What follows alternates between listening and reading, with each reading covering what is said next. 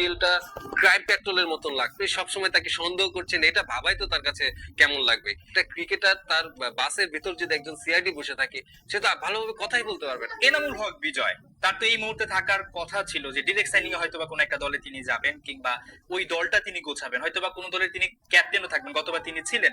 সেটা না করে তাকে কোর্ট কাছারি বারান্দায় দৌড়াতে হচ্ছে, স্টেডিয়ামে যেতে হচ্ছে, বোর্ডে যেতে হচ্ছে। এই ব্যাপারগুলো বাংলাদেশের ক্রিকেটে একটু দৃষ্টিকটু কিনা? কারণ এই যে তার যে তিনি যে নোটিশটা পাঠিয়েছেন সেটা কিন্তু বিসিবি গ্রহণ করেছে, কিন্তু তার আগে তার সঙ্গে কেন সামনাসামনি বসলো না? হয়তোবা এটাকে কোনোভাবে থামানো যেত। আমাদের ইমেজটা কি সংকটে পড়ছে কিনা কোনোভাবে এই ঘটনার জন্য?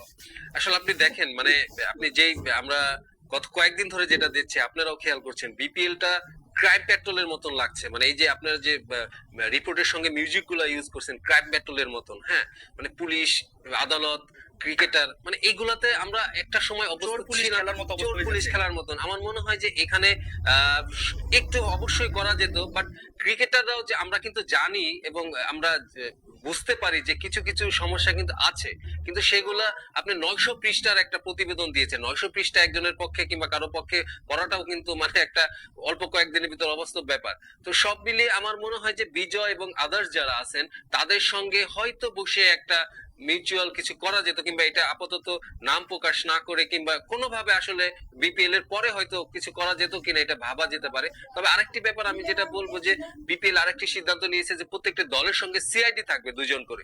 এটা কেমন ব্যাপার? একটা আপনি চিন্তা করেন, একটা ক্রিকেটার তার বাসের ভিতর যদি একজন সিআইডি বসে থাকে, সে তো ভালোভাবে কথাই বলতে পারবে না। আমার মনে হয় যে অতি সতর্কতা, বিব্রত করে। হ্যাঁ বিব্রত করে, অতি সতর্কতা, অতি মাত্রার করতে গিয়ে আমার মনে হয় যে ক্রিকেটটাকে কি কোনোভাবে আমরা মানে ক্রিকেট আঘাত করছি, সম্মানটা আঘাত করছি, এটা মনে একটু ভাবার সময় এসেছে। এটা তো আপনি বাসে হয়তো বা রাখতে পারলেন, কিন্তু আপনার তার মনে কিভাবে রাখবেন? বা আপনি, সে তো অন্যান্য জায়গায়ও যাবে, সেটাই তার ব্রেক থাকতে পারে, তো সেটা আসলে করাটা কিন্তু খুব বেশি বিব্রতকর। আমি কয়েকজন ক্রিকেটারকে শুনেছি, তারা এটা নিয়ে খুবই বিব্রতকর, যে একজন সিআইডি থাকবে, 2 জন প্রাইভেসির ব্যাপার থাকবে, এটা আপনি সবসময় তাকে সন্দেহ করছেন, এটা ভাবাই তো তার কাছে কেমন লাগবে।